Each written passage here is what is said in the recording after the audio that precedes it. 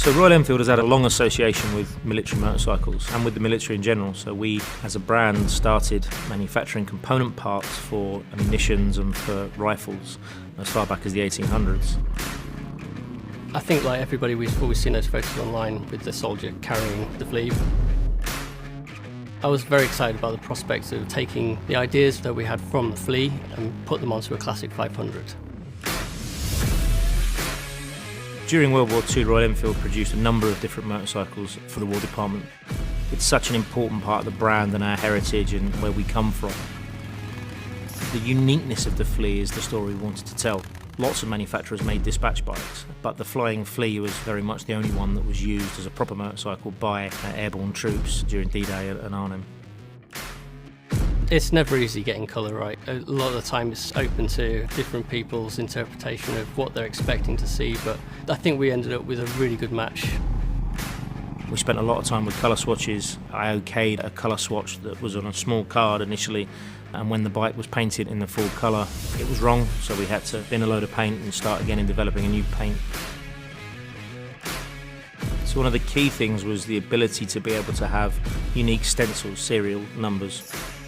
Again, things like the positioning and the placement of the Pegasus logo on the fuel tanks, recreating the RE roundel, making sure that that felt and looked as authentic as possible. The little yellow stripe on the side of the engine cover, which originally would have been used to define the centre of gravity of the motorcycle. Obviously today that doesn't mean anything, but we like that attention to detail and making sure that was right.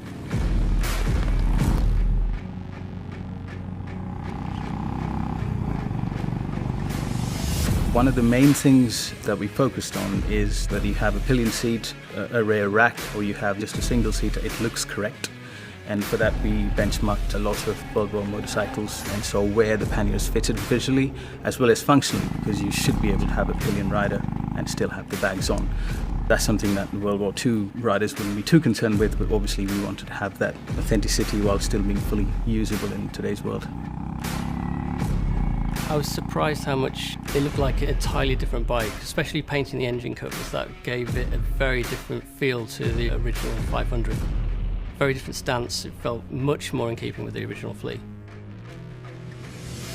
These bikes really encapsulate a lot of what Royal Enfield is all about. You know, the legacy and the authenticity of the product and the brand, really.